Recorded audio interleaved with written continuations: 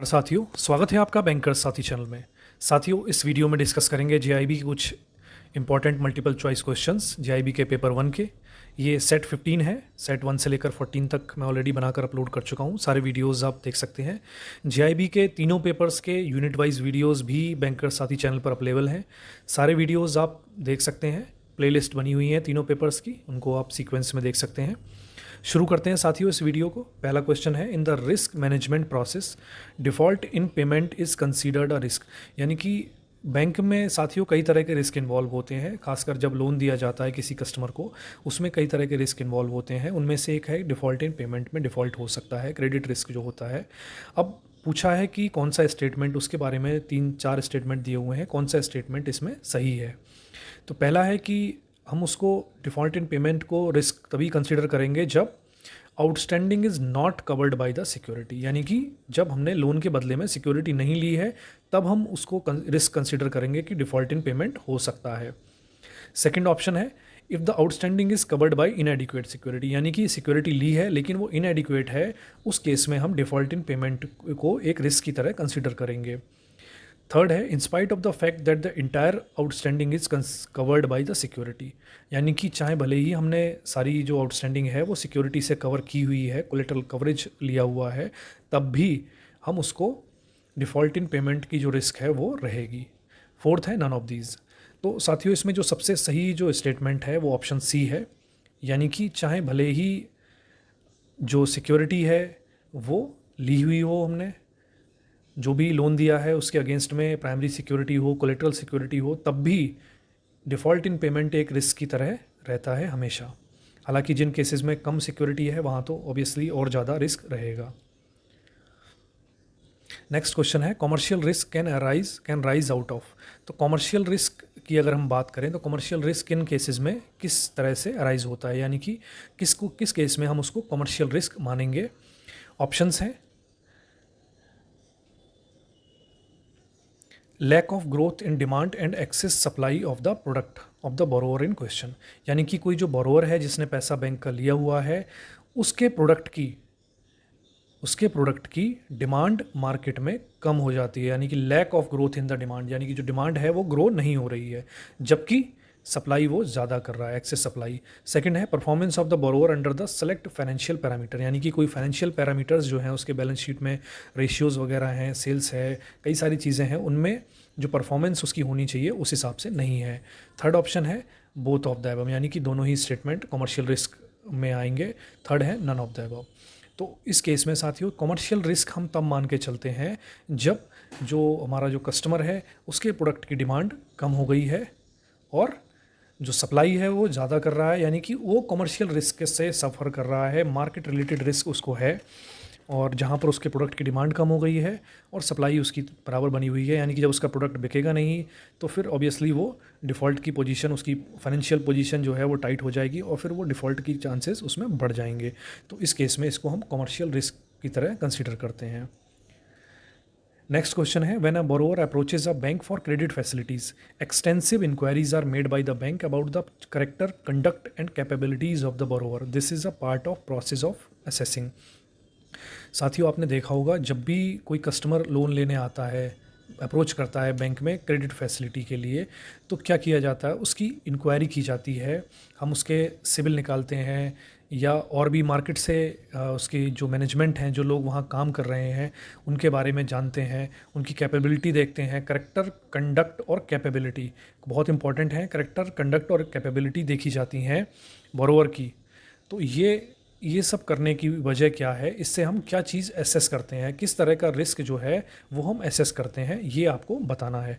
Options हैं, पहला है कॉमर्शियल रिस्क कि कितना हो सकता है उस केस में, मैनेजमेंट रिस्क, थर्ड है फाइनेंशियल रिस्क, या डी है ऑल ऑफ द अबव। तो साथियों, ये आपको याद रखना है कि जब भी किसी बोरोवर की जो रिस्क एनालिसिस की जाती है, उसका करेक्टर अगर देखते हैं हम कि लोग जो काम कर रहे हैं, या प्रोप्राइटरशिप फर्म है तो प्रोप्राइटर का, या पार्टनरशिप फर्म है तो जो पार्टनर्स हैं उनका करेक्टर कैसा है, उनका कंडक्ट कैसा रहा है पास्ट में, और उनकी कैपेबिलिटीज़ क्या हैं। तो ये सारी चीज़ें जब हम एसेस करते हैं तो हम मैनेजमेंट रिस्क को एक्चुअली एसेस करते हैं कि मैनेजमेंट रिस्क कितना है। यानी कि उनका मैनेजमेंट जो उस पर्टिकुलर कंपनी का है, उस फर्म का है, वो कितना कैपेबल है, उसके केस उसको लोन देने में कितना रिस्क इन्वॉल्व है। तो ऑप्शन बी यहाँ पर करेक्ट है, मैनेजमेंट रिस्क की यहाँ पर बात हो रही है। नेक्स्ट क्वेश्चन है, banks extend loan at their minimum rate to customers who. तो साथियों, बैंक आप जानते ही हैं कि हर एक कस्टमर को जो रेट ऑफ इंटरेस्ट है वो एक सा नहीं रहता है, कई बार थोड़ा थोड़ा फ़र्क उनमें होता है। अब ये कई चीज़ों पे डिपेंड करता है। आपको ऑप्शंस दिए हैं, आपको बताना है कि मिनिमम जो कस्टमर रेट बैंक कब चार्ज करेगा, किन कस्टमर्स को मिनिमम रेट पर लोन देना पसंद करते हैं बैंक।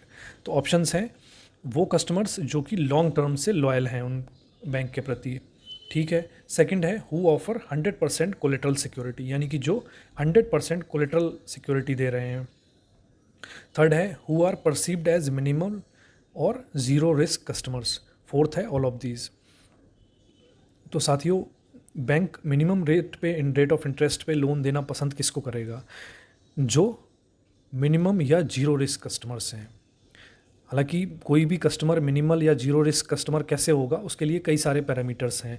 उन पैरामीटर्स में ये भी एक आएगा कि वो लॉयल कस्टमर हों, कोलेटरल सिक्योरिटी दे रहे हों, या फिर पास्ट में उस तरह के जो पोर्टफोलियो रहा है, मान लीजिए होम लोन का कोई कस्टमर है या पर्सनल लोन का कोई कस्टमर है, तो उस पर्टिकुलर पोर्टफोलियो का पास्ट में रिकॉर्ड कैसा रहा है।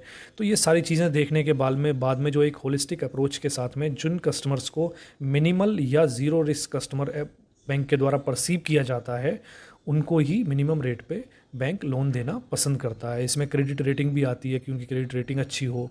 तो ये सारी चीज़ें इसमें हैं। ऑप्शन सी इसका करेक्ट है। नेक्स्ट क्वेश्चन है, RBI provides detail of dash under various parameters to banks to enable them to do self assessment and strive for excellence.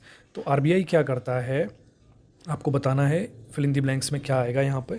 RBI किस तरह के पैरामीटर्स बैंक को प्रोवाइड करता है ताकि वो ये इस बात का एनालिसिस कर सके, सेल्फ एंड असेसमेंट कर सके और एक्सीलेंस के लिए बढ़ सकें, यानी कि एक्सीलेंस की तरफ बढ़े, अपना परफॉर्मेंस सुधारें। तो उसके लिए आरबीआई क्या करता है, ऑप्शंस दे रखे हैं। मंथली स्टैटिस्टिक्स देता है उनके। सेकंड है, पीयर ग्रुप परफॉर्मेंस देता है। थर्ड है, DSB returns with remark. D है, नन ऑफ द अबव। तो यहाँ पर साथियों जो करेक्ट ऑप्शन है वो है peer group performance.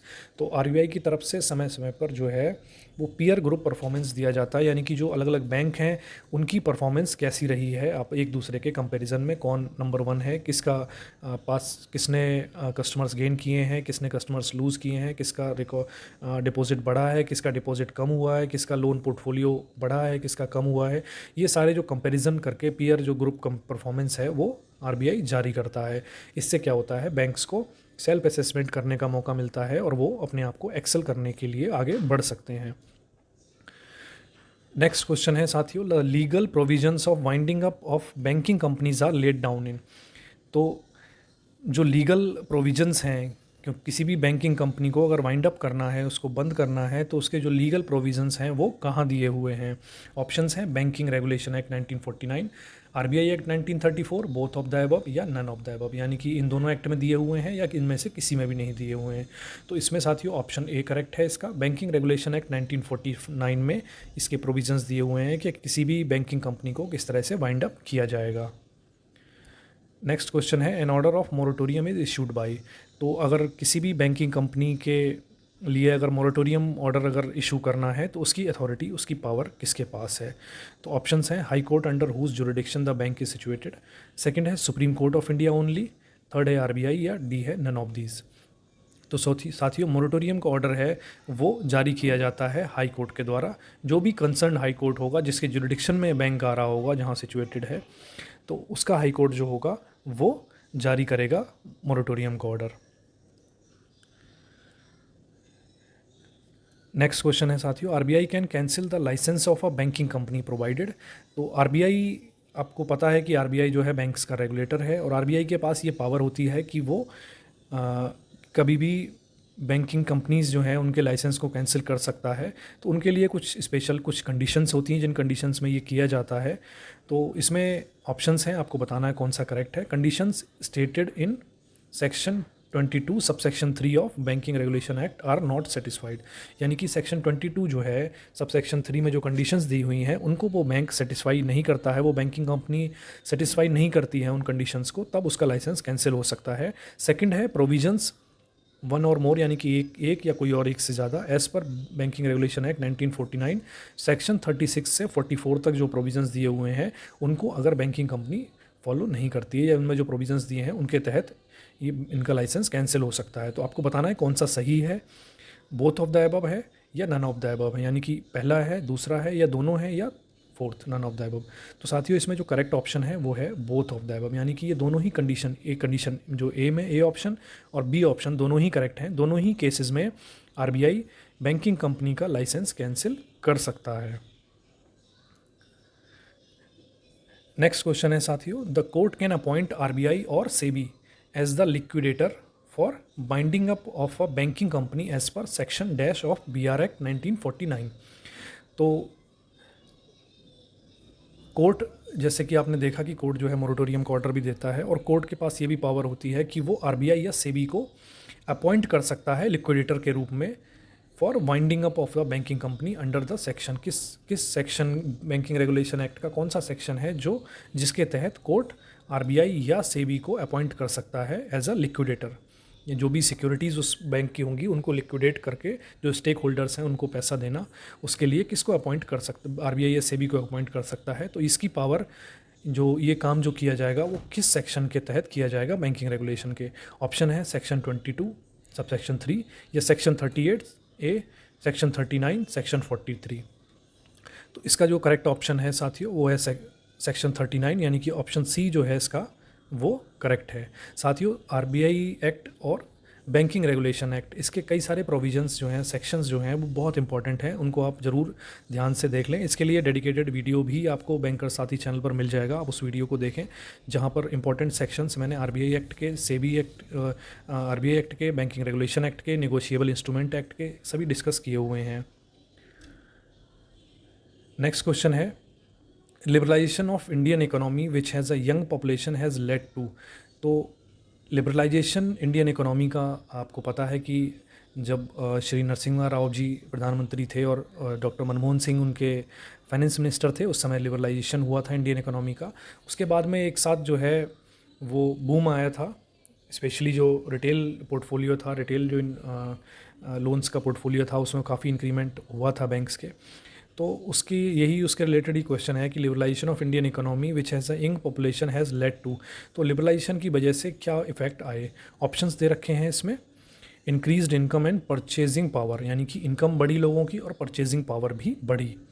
Aspirations for better life style, उसके साथ ही जब इनकम बढ़ती है, पैसा बढ़ता है, परचेजिंग पावर बढ़ती है, तो फिर बेटर लाइफ स्टाइल हर कोई चाहता है। नेक्स्ट है expectation of higher quality product and services. यहाँ पर प्रोडक्ट और सर्विसेज मतलब बैंकिंग प्रोडक्ट और बैंकिंग सर्विसेज की बात हो रही है, यानी कि जो लोग थे, जो कस्टमर्स थे, उनकी एक्सपेक्टेशंस ये हुई कि उन्हें हाई क्वालिटी प्रोडक्ट मिले और सर्विसेज मिलें। तो इसमें साथियों ऑप्शन डी करेक्ट है, ये सारे ही सेंटेंस जो हैं वो सही हैं, यानी कि लिबरलाइजेशन के ये सारे इफेक्ट जो हुए थे यंग पॉपुलेशन पे हुए थे। नेक्स्ट क्वेश्चन है, dash is defined as doing business with individual customers. I hope कि ये काफ़ी आसान क्वेश्चन है, ये आप सभी इसको आंसर कर पाएंगे। यानी कि कौन सी, जब भी हम इंडिविजुअल कस्टमर्स से बिज़नेस करते हैं, बैंक्स जो हैं इंडिविजुअल कस्टमर्स से जब बिज़नेस करते हैं तो उसको क्या कहते हैं, retail banking, wholesale banking, both of the above, या नाइदर ऑफ द अबव। तो इसका ऑप्शन ए करेक्ट है, सबको आप सभी जानते होंगे इसको। रिटेल बैंकिंग, जब भी इंडिविजुअल कस्टमर्स से डील करते हैं बैंक, तो उसको वो हम रिटेल बैंकिंग कहते हैं। अब रिटेल बैंकिंग में अलग अलग प्रोडक्ट होते हैं, डिपॉजिट प्रोडक्ट होते हैं, लोन के प्रोडक्ट होते हैं, वो सभी रिटेल बैंकिंग के पार्ट हैं। नेक्स्ट क्वेश्चन है, which among the following fostered a retail banking boom. तो जैसे कि आप जानते हैं कि रिटेल बैंकिंग जो है वो पहले जो बैंकिंग हुआ करती थी, मोस्टली जो बैंक लोन देते थे वो इंडस्ट्रीज़ को देते थे। तो कॉर्पोरेट बैंकिंग पहले से है, पुरानी है। रिटेल बैंकिंग नई है, एज़ कंपेरेटिवली नई है। तो रिटेल बैंकिंग का बूम जो आया इंडिया में, उसकी क्या रीज़न थे। तो इसमें कुछ ऑप्शंस दिए गए हैं, आपको बताना है कौन सा करेक्ट है इसमें से। तो ऑप्शन ए है इसमें, the economic prosperity and consequent increase in purchasing power, यानी कि इकोनॉमी हमारी ग्रो करी, इकोनॉमिक प्रॉस्पेरिटी हुई, लोगों की परचेजिंग पावर भी बढ़ी, हाथ में लोगों के पैसा आया, उसकी वजह से उन्होंने रिटेल बैंकिंग को बूम मिला। सेकंड है चेंजिंग कंज्यूमर डेमोग्राफिक, तो कंज्यूमर्स की जो डेमोग्राफिक्स थे वो चेंज हुए, काफ़ी लोग जो गांव से शहरों में आए और कई तरह की लाइफ स्टाइल हुई वो चेंजेस हुई। तो चेंजिंग उनमें हुई। तो ये सारी चीज़ें हैं। थर्ड है convenience of new age banking. तो बैंक्स में भी नए तरह के प्रोडक्ट लॉन्च हुए, न्यू एज बैंकिंग आई। तो आपको बताना है इनमें से कौन सा सही है, किसकी वजह से रिटेल बैंकिंग में बूम आया। तो साथियों ये सारे ही जो पॉइंट हैं वो सही हैं, ये सभी रीज़न जो हैं वो वैलिड हैं। इन सभी रीज़न्स की वजह से ही जो रिटेल बैंकिंग है उसमें बूम आया, काफ़ी तेज़ी से वो बढ़ी। नेक्स्ट क्वेश्चन है which among the following is correct. अब इनमें से कौन सा ऑप्शन करेक्ट है। Retail loan portfolio provided banks the opportunity to diversify the risk. तो रिटेल लोन जो पोर्टफोलियो है उसने बैंक्स को अपॉर्चुनिटी दी कि वो अपने जो रिस्क है उसको डाइवर्सिफाई कर सकें। अब ये रिटेल लोन से ही रिलेटेड सारे पॉइंट हैं। सेकंड है delinquency rate, that is default in retail advances was low. यानी कि जो रिटेल एडवांसेस थे उसमें का क्या होता है, रिस्क काफ़ी हद तक डाइवर्सिफाई हो जाता है। यानी कि आप किसी एक बंदे को 1 करोड़, एक पर्सन को, एक बोरोवर को 1 करोड़ देने की बजाय 10 लोगों को 10-10 लाख रुपए दे रहे हो। तो वहाँ पर जो ये देखा गया कि डिफ़ॉल्ट जो हैं, स्पेशली जो होम लोन और कार लोन वगैरह हैं, उनमें डिफ़ॉल्ट्स जो हैं रिटेल एडवांसेस में वो काफ़ी कम थे। थर्ड है retail portfolio helped banks to diversify their income stream. और रिटेल जो पोर्टफोलियो है उसने डाइवर्सिफाई करने में, बैंक्स की जो इनकम है उसको डाइवर्सिफाई करने में हेल्प की। तो बताना है आपको कौन से पॉइंट सही हैं। साथियों आप समझ ही गए होंगे, तीनों ही पॉइंट सही हैं, यानी कि करेक्ट हैं, इनमें कुछ भी गलत नहीं है। रिटेल पोर्टफोलियो जब आया उसकी वजह से जो अपॉर्चुनिटी बढ़ी बैंक्स के पास में कि उनकी रिस्क को डाइवर्सिफाई कर सकें, अपनी इनकम को डाइवर्सिफाई कर सकें, और साथ ही इसमें डिफ़ॉल्ट का रिस्क भी कम हो गया। नेक्स्ट क्वेश्चन है wholesale banking refers to doing business with. तो होलसेल बैंकिंग के केस में, जैसे हमने रिटेल बैंकिंग के केस में देखा, इंडिविजुअल कस्टमर्स से जो डीलिंग की जाती है, जो बैंकिंग की जाती है, वो रिटेल बैंकिंग के परव्यू में आता है।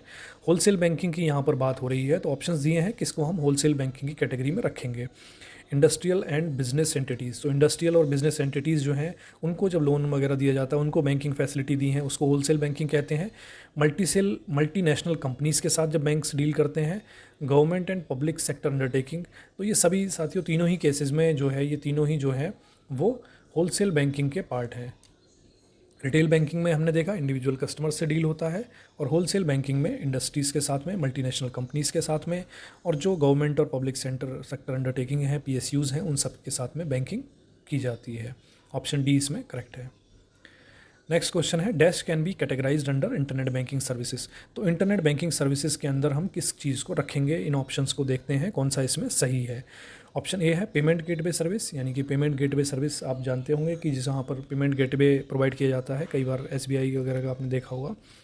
और कॉरपोरेट इंटरनेट बैंकिंग दी जाती है, सप्लाई चेन मैनेजमेंट है, या फिर ऑल ऑफ दीज। तो साथियों ये सभी जो हैं वो इंटरनेट बैंकिंग सर्विसेज के अंडर में आते हैं। ऑल ऑफ दीज इसका करेक्ट ऑप्शन है। नेक्स्ट क्वेश्चन है dash is an important need of the customer. तो इनमें से कौन सी जो है वो इम्पॉर्टेंट नीड है किसी कस्टमर की, इसको देखते हैं हम। एक्सपोर्ट फाइनेंस, यानी कि packing credit, PC post shipment finance, PCPS. जो लोग फॉरेक्स में डील करते होंगे वो ज़रूर इनको जानते होंगे कि पीसी और पीएस वगैरह दिया जाता है एक्सपोर्टर्स को। Export bill collection services, export bill collection services दी जाती हैं, बिल कलेक्ट किया जाता है। थर्ड है maintaining EFC account, EFC, diamond dollar account, gold card. तो ये सभी जो है वो फॉरेक्स से रिलेटेड जो हैं चीज़ें हैं, और ये सभी इंपॉर्टेंट नीड हैं कस्टमर्स की। तो ऑप्शन डी इसमें करेक्ट है। Dash means offering all type of financial product like retail and wholesale banking, insurance, mutual fund, capital market related product etcetera at one place. तो आजकल आपने देखा होगा बैंक्स जो हैं वो ये सारी सर्विसेज प्रोवाइड कर देते हैं एक ही प्लेस पे कई जगह, जैसे कि retail wholesale banking, insurance, mutual fund, capital market sir product. ये सभी अगर एक जगह पर प्रोवाइड किए जाएँ तो उसको हम क्या कहेंगे। तो ऑप्शंस हैं इसमें wholesale banking, universal banking, narrow banking, या डी है A and B of the above, यानी कि ए और बी दोनों सही हैं। तो इसमें जो करेक्ट ऑप्शन है साथियों वो है यूनिवर्सल बैंकिंग। तो जब ये सारे प्रोडक्ट एक ही छत के नीचे अगर किसी प्रोवाइड किए जाएँ, सारी सुविधाएं एक जगह ही दे दी जाएँ, तो उसको हम यूनिवर्सल बैंकिंग कहते हैं। नेक्स्ट क्वेश्चन है what is correct about participatory notes. तो पार्टिसिपेटरी नोट्स के बारे में कौन सा स्टेटमेंट सही है। वो देखते हैं। These are negotiable and tradeable contract note, तो ये निगोशिएबल होते हैं और ट्रेडेबल होते हैं। नेक्स्ट है these are issued to entities not registered with SEBI, यानी कि जो एंटिटीज़ सेबी से रजिस्टर्ड नहीं है उनको इशू किए जाते हैं। SEBI states that participatory notes can be issued and trade amongst regulated entities only. तो आपको बताना है इसमें से कौन सा ऑप्शन सही है। तो ये साथियों तीनों ही ऑप्शन सही हैं। ये पार्टिसिपेटरी नोट्स के बारे में निगोशिएबल होते हैं और ट्रेड किए जाते हैं। साथ ही जो एंटिटी सेबी के साथ रजिस्टर्ड नहीं है उनको इशू किए जाते हैं, और सेबी ने कहा है कि पार्टिसिपेटरी नोट जो है वो इशू किए जाएंगे और ट्रेड किए जाएंगे अमंग्स जो रेगुलेटेड एंटिटीज़ हैं उनके ही द्वारा। तो ऑप्शन डी इसमें करेक्ट है, all of the above. Next question है, is it possible to have an IDR for an Indian company. तो जैसे IDR के बारे में, इंडियन डिपॉजिटरी रिसिप्ट जो है उसके बारे में क्वेश्चन पूछा जा रहा है, क्या ये पॉसिबल है कि IDR किसी इंडियन कंपनी के लिए जारी किया जाए। तो जैसे आपने देखा होगा ADR GDR उसी तरह से है ये। तो इसमें साथियों जैसे कि ऑप्शंस हैं, यस इट इज़ पॉसिबल, यानी कि दिया जा सकता है। सेकंड है no, IDR can be issued for foreign registered companies only. Third है varies from case to case, यानी केस टू केस बेसिस पे डिपेंड करेगा, कई बार दिया जा सकता है कई बार नहीं दिया जा सकता। ऑप्शन डी है नन ऑफ दीज। साथ ही में ऑप्शन बी इसमें करेक्ट है, यानी कि जो IDR हैं वो हमेशा फॉरेन रजिस्टर्ड कंपनीज के लिए ही इशू किए जाएंगे।